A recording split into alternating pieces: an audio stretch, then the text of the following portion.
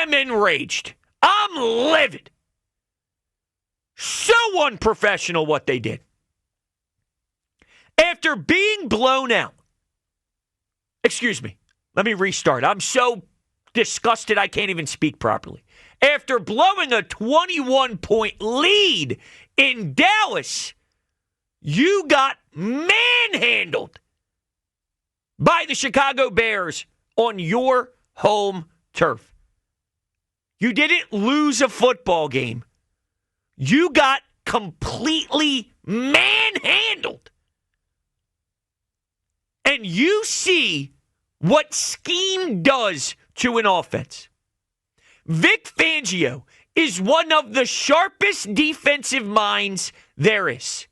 In fact, I thought that would be an advantage when I studied the X's and O's in this matchup. But Ben Johnson and Caleb Williams and that running game and all of it was so sexy and so creative and so dynamic and so with the times that Vic Fangio got pantsed. Vic Fangio looked like he didn't know what he was doing. And he does know what he's doing, but when you have such creativity offensively, you can reach an all-new high. Which makes me look right at you, Kevin Patullo, who should be stripped of his duties today. It makes me look at Nick Sirianni, who has zero knowledge on how to be creative in the passing game and with an offense. It's a joke. I'm out thinking that there's any sort of getting back on track with this crew. Please. You don't have the benefit of the doubt anymore. You're following the same damn footsteps that we watched a few years back. You know how we always say 2 Super Bowl appearances in 3 years? You ready for this one? 2 insane, inexplicable, disgusting collapses. 2 of them in 3 years. That's what we're about to say. But here's my question for you as we get started and as we get rolling at 215-592-9494. Do you have a bigger issue with player execution, the lack thereof, or the coaching staff?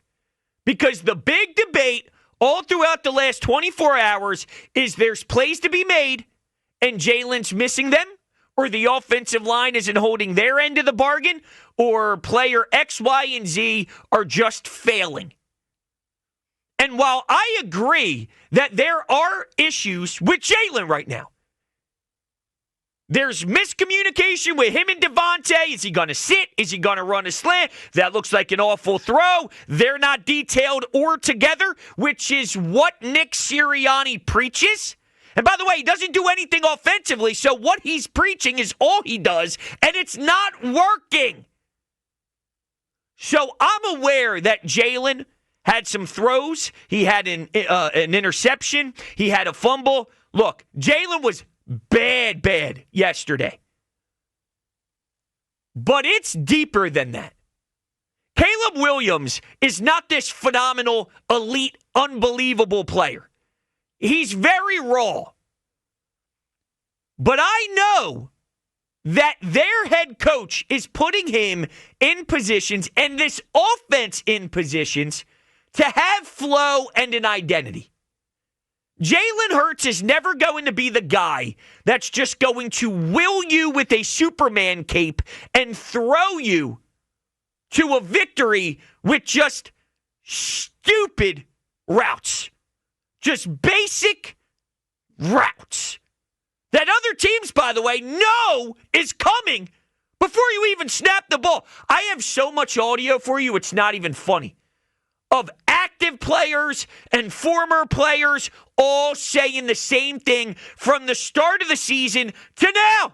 And it never ends. They are so predictable. They are so blah. They are trash, essentially, with what they're trying to do. So for me, it's simple. It starts with the coaching staff.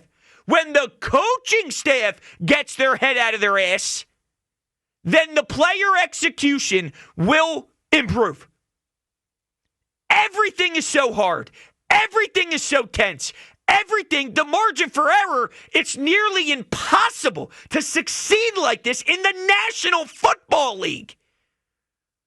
I actually think the interception Jalen threw is because this thing is such a mess and so sloppy and so awful that at some point he goes, what do you want me to do? I'm just going to let it rip, or what do you want me to do? I think that's a byproduct of how much Patullo and Sirianni have no clue how to run an offense. How many more people do I have to hear on any platform say that this offense by design is so putrid that they don't even know how to comprehend it? You want a billion more people to say that? If you're coming for Jalen Hurts' head today, I understand everybody's very emotional, and I'll give you that leash of just venting and just giving you an opportunity to really express yourself, because we're that broken as a fan base, and I acknowledge that. So you kind of are giving that open door for me to just let it rip. Nobody's wrong. That kind of thing. Nobody's wrong. Just let it fly, baby. And I think sometimes there's a boiling point where that's okay, and that's kind of where we are.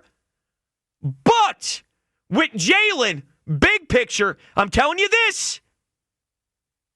I've seen him work in this league with real coordinators, and I've seen him fail with not good coordinators.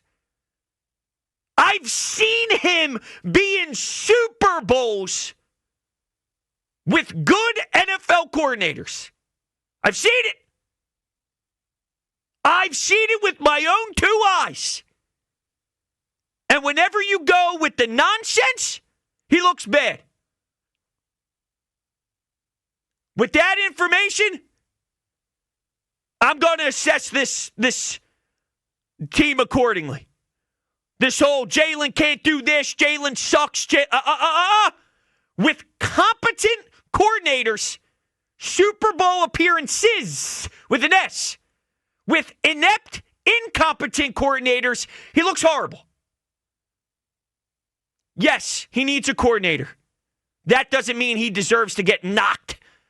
All right, on the pedigree department, if that even makes sense. But all right, listen, we're going to get to your phone calls. I want to play some audio for you, though, just to express how much I think this structure and this foundation and this offensive philosophy, if you want to call it a philosophy, I call it crap. You want to call it a philosophy, so be it. It's nonsense. But just to tie a bow on how terrible it is, let's begin with Chad Ochocinco when he was doing his nightcap show with Shannon Sharp. He had this. This was after the Lions game. This is going to be distributed a bit throughout the season so far to show you week after week after week. It's that bad.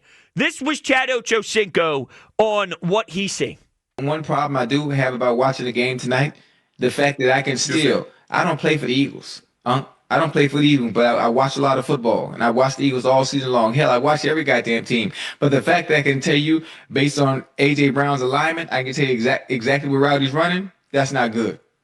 That's not good, because if I know it and I'm not watching film, I'm just watching the games each and every Sunday, what do you think those that are playing across from him are doing? He had 11 I think he had maybe 11 targets or something like that, but it's the same stuff over and over and over, Unc. If he lines up 2 yards outside the number, if he's by himself, he's running the hitch. If he's at the top, or the slant. If it's 2x2 and Smitty's on the side with him, or the tight is on the side with him, he's off the ball, he's running the slant. It's like the same thing. If he's inside, he's running the quick out. I mean, it's just or the stick right. It's just the same. There's really no creativity.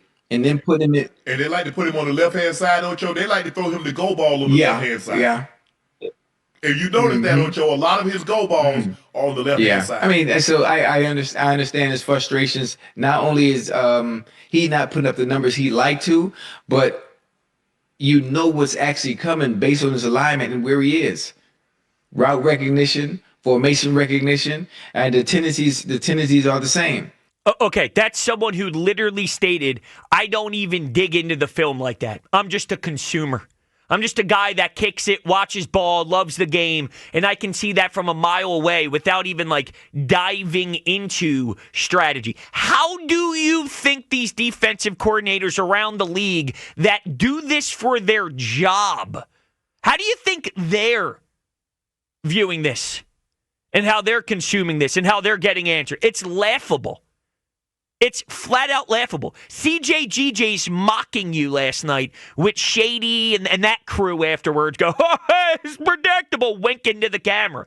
All right? So there's Chad Ochocinco. Here's what Greg Cassell had to say after the Packers game on Ross Tucker's pod.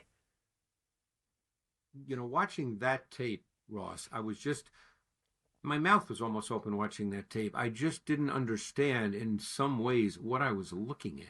I mean, I felt, and I'll mention one play that I think is very representative of what I'm about to say, but I almost felt in that game as if the Eagles played that game offensively to minimize Jalen Hurts as a factor in the game. What? And that's very surprising. I mean, there's a play I want to mention. It was first, third quarter possession, okay? It was 3rd and 12 from the plus 25-yard line going in a scoreless game, okay? Keep that in mind. It's a scoreless game. And they hand the ball off to Shipley. Will Shipley. It's a give-up call. Will Shipley. Situation in a scoreless game.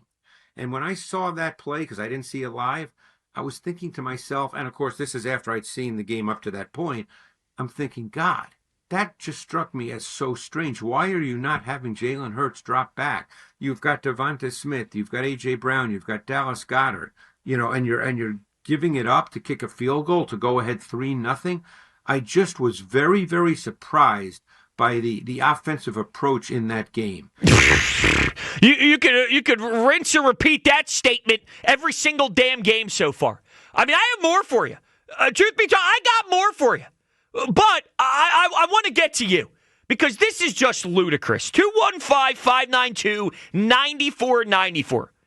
Do you have a bigger issue with the player execution side of things or the coaching staff side of things? And I'll let you vent, I promise, because everybody deserves that opportunity after a week like this. This is a flat-out backhand to your cheek. Backhand right to your face from this team and this organization. And the fact that they don't even have anybody to go to internally to call plays because Kevin Petullo is a disaster is awful recognition from those inside. We can't go to anybody? They really don't have any options. I'm going to be honest with you. You want to be fair and objective? They don't have anybody. But how do you not have anybody? It's a joke. To the phones. Heavy, save me. What's up, Heavy? Dude, Brodes. What? What? What I'm going to say is going to make you even worse. Yeah, I know. You're going to rip Jalen. I told you I'll give you your chance.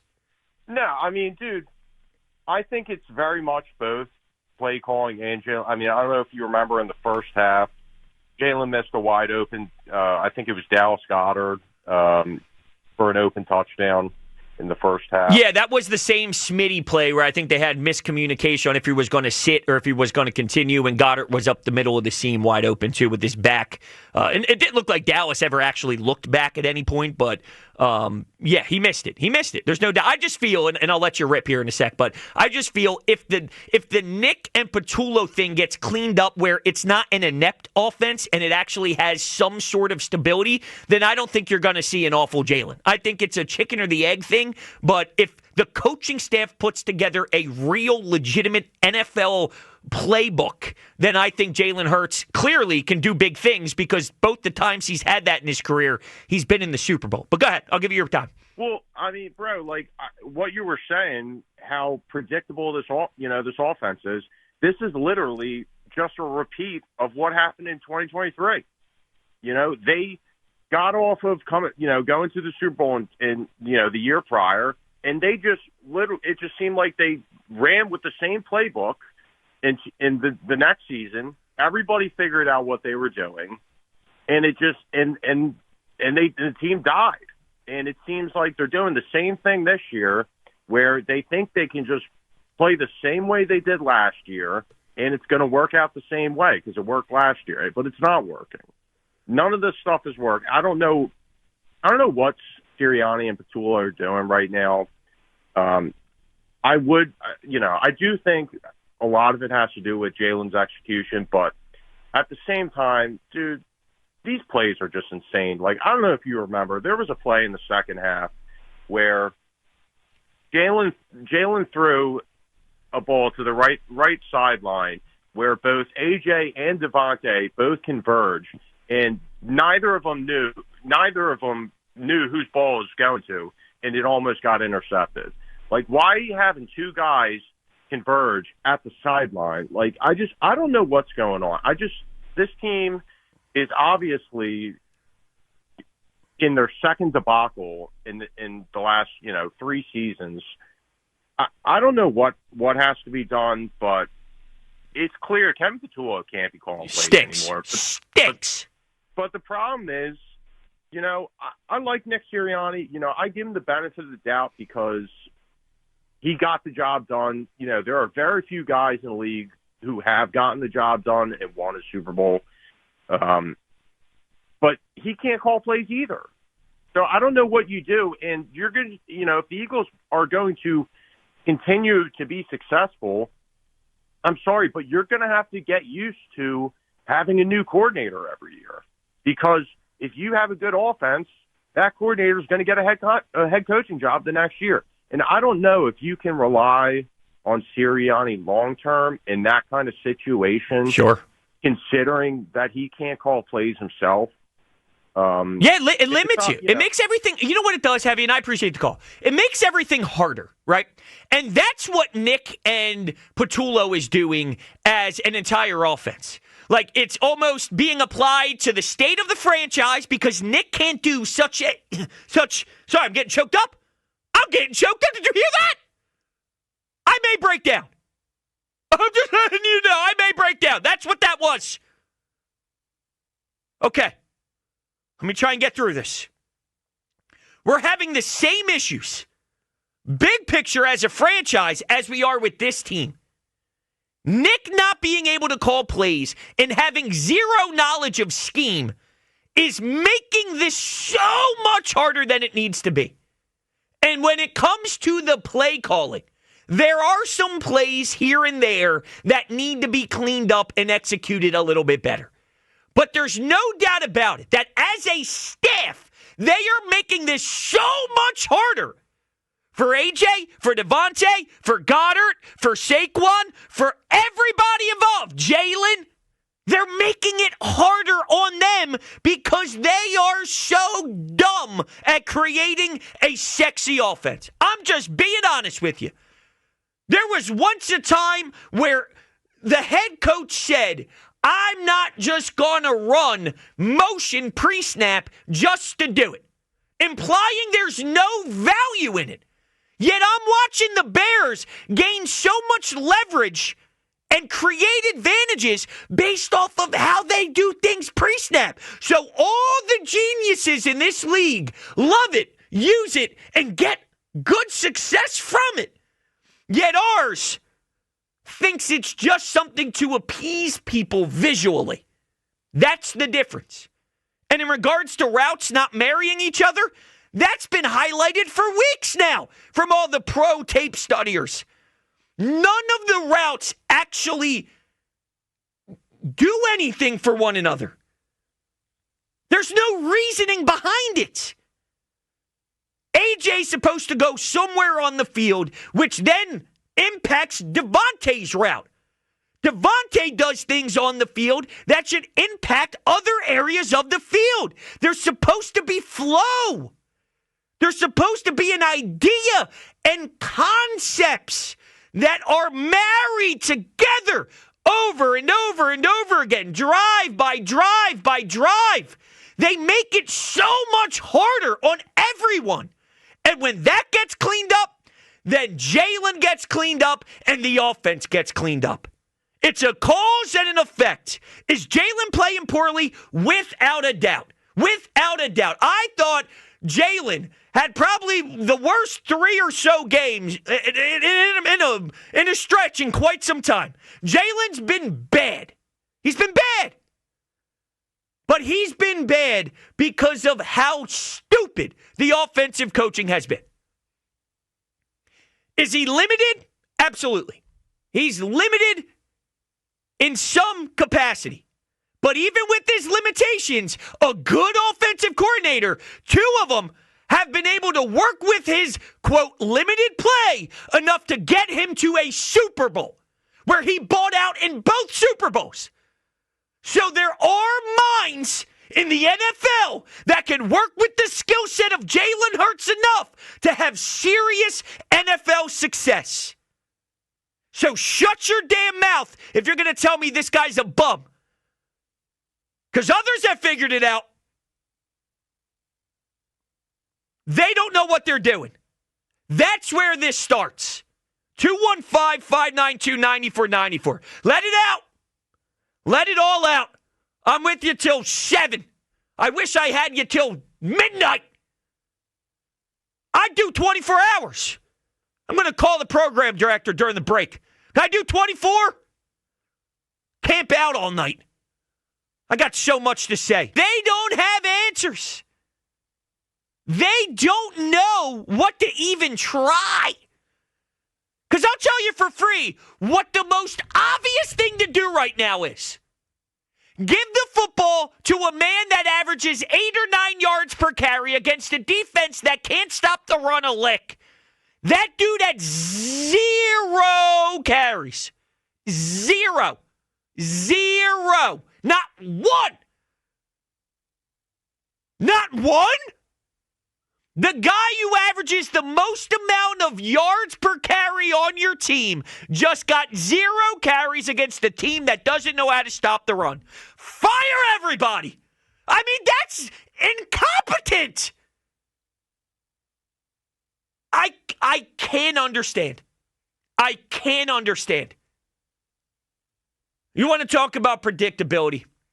Let's go back to mid-October. Because that's what today's program's all about, where I'm going to go through the entire year and show you how everybody has been talking about how much of a mess this is, no matter what game, no matter what week, no matter what opponent, no matter who. It could be an active guy in the locker room. It could be someone who once was a former player. It could be an all-time great like Chad Ochocinco. It doesn't matter. They all see it.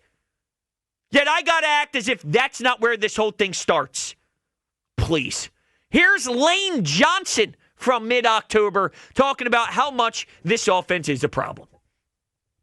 Oh, hold on. We'll get to that in 1 second. We'll get to that. Trust me, it's not going anywhere. All right? I promise you that. All right, we're good. Here we go. It could be, but the consistency isn't there. So, yeah, I mean, it's not a finger-pointing show. I'm with Kevin till the end. A lot of it goes down to execution. So, we'll go back and look at this tape and see what we got to get fixed. We're moving forward, maybe more efficient, less predictable, and capitalize on big plays and explosives. Is this something you saw coming after the first month of the season? What is it? Is this something you saw coming after the first month of the season? I mean, we were winning, but we weren't dominating. So,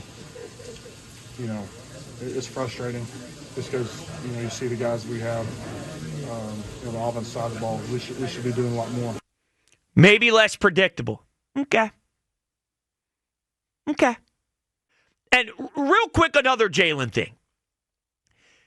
Right now, their offense is performing like the New York Jets and the New Orleans Saints.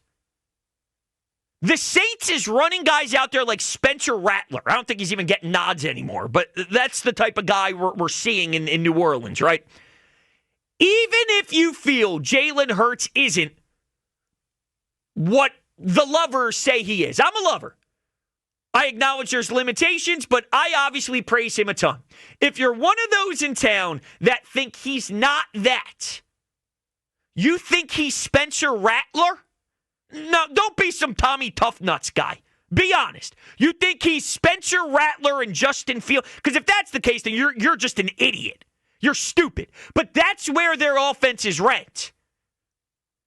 The extreme for Jalen Hurts isn't, hey, he's the 7th, 8th, or 9th best quarterback. No, actually, he's Spencer Rattler. No, he looks that bad because this thing doesn't make sense. The structure of the offense and the foundation of the offense is legitimately broken.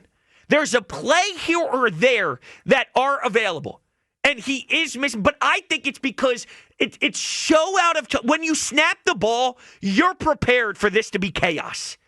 If there was more flow and more rhythm and more legitimacy, snap by snap, and you could get the offense to hum and build off of each play, and there's a brand and an identity and things click, then I think you hit these open plays more. And right now, when you snap the ball, you are prepared for mayhem. And it puts so much stress on every single little thing.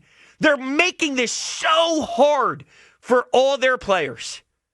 That's where this begins. I think this goes back to not being prepared as a coaching staff. They were not prepared against the Cowboys with their new defensive front. They were not prepared to attack the Bears linebackers, who were on their 75th linebacker on the depth chart. And I don't think they're prepared in the tush push now either on what teams are doing. I don't think they pay attention to what other teams are doing to them. I think they're so stuck on trying to figure out what's wrong with them that they're not paying attention to what other teams are doing to them. They're just focused on fixing because Sirianni believes if we fix our fundamentals and technique, we are too good to lose, which there is a part of football where you need to be good technically and you need to be good fundamentally, but that's one part of a 7-part process. And he feels if we fix that, we don't lose. Whereas I think you need to fix that and adapt. And what I can't do is say, well, it worked last year. They executed last year and it worked. Yeah, if you think you're going to run the same thing every season, then you're going to live about 1 year in the NFL, maybe 2 if you're lucky. Like, you got to be so silly and bogus to think you're just going to have one style of football, live that way every year in the NFL, and no one's going to realize how to stop. That's foolish. But Nick may feel his fundamentals and technique is going to outlast everybody else and their smarts and their ability to watch tape and their ability to find answers. The Vic Fangios of the world and the Spags of the world, they find answers. And he doesn't realize that answers have been found, and he's looking internally on what I need to do to get back to where we were. You can't get back to where you were and what you were doing. You have to do something new. And he doesn't have any creativity in his bag to find anything new. He's trying to get back to what worked. People already got the answers to that, Nick. It's not about what worked. It's about what works differently. What you can do differently to have success. And I don't think he's even knowledgeable about that. And that's a problem. That's a problem. I'm not here to fight.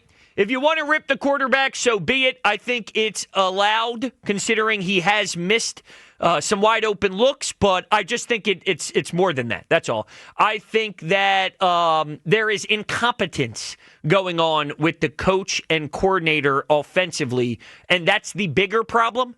And when that gets cleaned up, the team looks better. I've seen coordinators be able to work with the limited version of Jalen Hurts, whatever you feel his limitations are. He works at an NFL level where when there's competence at the coordinator position. I've seen it with Shane Steichen. I've seen it with Kellen Moore. I've seen it. So I know it's in there. This is legitimately disgusting what the coaching staff is doing to this team. They're inept. And because they're inept, I don't know where else to focus my frustration and blame personally. But I get it that at a time like this, everyone has their version of what I just mentioned, right? I'm at the point where it's coaching staff, and I'm so pigeonholed on that. I can't even believe it's real. I'm so pissed off at how bad it is. It's so terrible. It's impossible to be this bad. It's impossible to be this bad unless you're the Jets, right? This is Jets-level crap. And because of that, I'm sorry. I am so angry at those two. But others have that same feeling towards other parts of this team. And when we're this broken as a fan base, I'm willing to just accept that and allow for you to talk yourself out of this mindset, maybe the best way you can just get some frustration out. So that's where we are, 215-592-9494. Back to the phones. Promised a lot of phone calls this segment. Nathan in Philly. What's going on, Nathan? Hey, how you doing? I just got to find the humor always in bad situations. I know what they should do with KP. That in Army, you're peeling potatoes and washing dishes. That's what duty they should put him on right now. So he's got to go in the cafe at the NovaCare complex and serve everybody their sloppy joes? Yeah, do dishes and peel potatoes, absolutely. KP duty. And I agree 100% with everything you're saying. I'm not even going to go off because I went off. I'm sick of yelling. Right now. Yeah, my brother's here, and we think that team stinks. You've got a smart family. Yep. With all the talent they have, they should be doing They should. That's right, Nathan and brother. Thank you so much. I appreciate the call. With the talent they have, they should be better. That's why when I see them being compared to the New Orleans Saints with Spencer Rattler and whoever the hell they have now and the Jets, that's not a Jalen Hurts is bad problem. Like if you feel he's limited. Again, I'll just use that word because I think it's the best way to kind of describe. If you feel he's not Spencer Rattler limited unless you just hate him. For it to be this bad, there is some real confusion and real just like incompetent stuff going on behind the scenes. It's as clear as day when you see what the Bears offense looks like and how a first-time guy in Ben Johnson with the Chicago Bears and a Caleb Williams coming off of a season without Ben Johnson, look at what they are capable of doing against Vic Fangio. That's all you need to know on what it's supposed to look like to utilize the strengths of your roster. If I was watching this staff put people in position the way Ben Johnson had that offense humming, and then you saw missed throws, and then you saw some poor things happen out there, then I will lean more towards player execution being the problem. I could understand that the coaches are doing everything in their power to set this up and to put players in positions to succeed, and they're just not holding their end of the bargain, the players, that is. But this is the complete opposite. You're asking Jalen Hurts to be legitimately insanely perfect every second. You're asking A.J. Brown to be so insanely perfect every second. You're asking Devontae Smith to be perfect and got perfect and everything to be perfect. Guess what? This is football. There are going to be a little bit of some miscues. If everything you do is broken because one thing isn't perfect, then something's wrong with your offense. And that's how they're set up right now. If one little tiny detail is a little off by half a second, the whole thing becomes a big fat zero. Guess what? There are going to be little tiny details here and there, a little bump, a bruise along the way in each play call.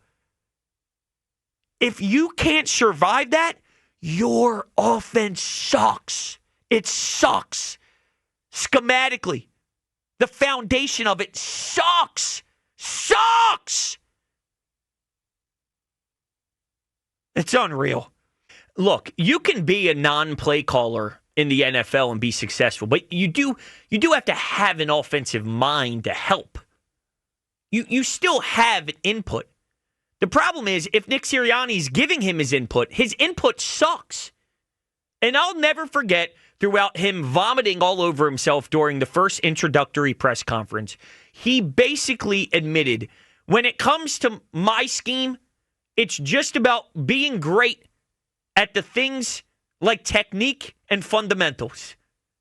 And from there, that just takes over. And I'm sitting there going, what? In the National Football League? No. That's disrespectful to guys like Vic Fangio on the other side. That's disrespectful to guys like Spags. That's disrespectful to one of my all-time favorites, Jim Schwartz. Disrespectful to those guys. Because guess what? They're really good at what they do. And I think you hit the nail on the head, though, about they don't really look at the opposition. They're just so invested in what they're trying to do, and they don't even know what they're trying to do, but they're so focused on themselves. They're probably, based off of not being ready for the fronts that Dallas threw their way, not being ready to attack the Bears, 75th linebacker on their depth chart, they're not even focused on the other team's deficiencies, and they don't know what to target each game. What? That's what it looks like to me. And you know what? If it looks that way and you are watching the deficiencies and this is what you come up with, holy hell! And if you're not paying attention to what they're doing, holy hell! I don't know what's worse. All the players, you can see it in their eyes. Don't listen to what they say, because a lot of them are saying the right things after the game. We've been around long enough. You can't take their word. Look into their eyes, and most importantly, watch how they take the field. This looks like an offense that doesn't believe a lick in what they're being told to do. They don't believe in it whatsoever. When things don't work, when they run back to the huddle, or when they run off the field, you can see their demeanor. You can watch what they do. You can see how they stand. You can watch them not communicate with one another to try and fix things because they know they're defeated. They're defeated. They're depleted. All around. Let's go to Rios. What's up, Rios? Hold on. Let me take you off speaker. I got you. What's going on, Hard Charger? What's up, Rios? Man, it's a pleasure to hear you, man. You had me cracking up in the car. I like, man, I got a call, man. Like, talking about Ken Petullo and put the damn strap on his neck and buzz him so he don't touch. Look. Everything you saying, I agree with you. I'm still freaking in shock. And this the thing. You got to think about it now. I just feel you seen Nick, and look how Nick was coaching towards the Super Bowl, or even before that. Now you could tell it's like, yo, what, you not hungry? Y'all playing with fear now. This is the opposite. Playing with fear, that's the same thing as the saying is playing to not lose. And then KP is your homie. It's the common denominator.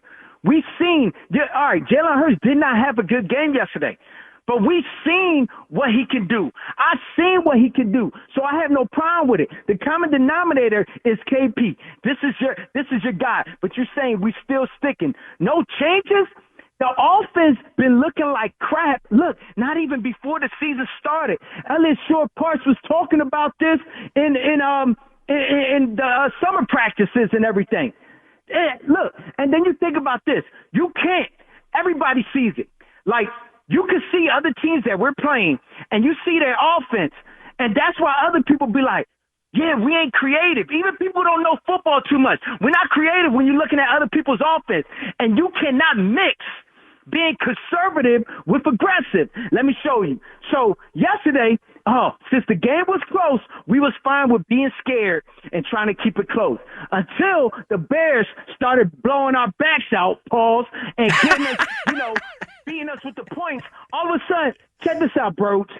Didn't you see? Now you want to be aggressive, but we were moving the ball down the field. If we would have maybe got the onside kicks or something, we could have probably did something, tied the game, or who knows what would have happened. But we were being aggressive. When we went to the championship, we wasn't giving a damn who we was playing. It could have been 5-year-olds to a newborn. No, we're going to blow them out the park, 60 points or more, whatever we can, and keep going.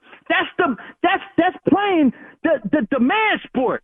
You playing the man sport, and you being scared. You in the NFL now. Your goal is met. I'm Nick Sirianni. My goal is met. I'm not hungry no more.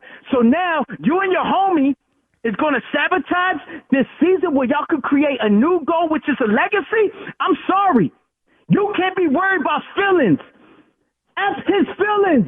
Hey, you look, if my best friend, I could have hired him for a business or whatever, but if stuff ain't going right and it's my business, dog, I love you. You know what I mean? I'll be there on New Year's, but you can't work for me no more. You got to do something else.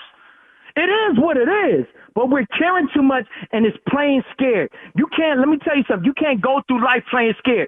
If you, okay, let's talk about these gamblers who do their parlays and whatever. Let me tell you something. If you put that $100 at risk, you were willing to lose that $100. Let it play the hell out. Well, at the end of the day, I'd rather take the bad from us being great and not going out like sucker stuff, man. That's like my kids. I don't like my kids looking at me like, Dad, yo, what's up, Dad? I ain't got no answers for my kids. But the only answer I got my kids is, you know what? We ride or die, no matter what. Don't let anybody tell you. No matter if Eagles are 0 or whatever, we loyal. But we the ones who's going to get in their ass. You know what I mean, bro? Rios, I love you, dude. I appreciate the call. I love Rios, man. Fired up, baby. I love it. Now, listen, there's a lot of good points that he made, and I couldn't agree more about just like the playing scared thing. And let's flip it for a second. Forget for 1 second, which I know it's very difficult to do, but for 1 second, forget the Eagles' offense playing scared as hell. I want you to think about the way the Bears came into Philadelphia. Right? They came in with a mentality of words that I can't say right now. We are going to absolutely decapitate you and annihilate you. Give me the ball first and let's go. They weren't afraid of you at all. They said, we're going to march up and down the field, and we're going to be so sexy creatively that we will pants one of the all-time great defensive coordinators. Watch what we do. We're going to run the football down your throat. We're going to attack you nonstop. We'll maul you and overwhelm you with the offensive line. That was our playbook a year ago, and they took it and they shoved it in your face. That's what they did. That's what they did. And you accepted it. And that's who you are now. That's who you are. You were the submissive.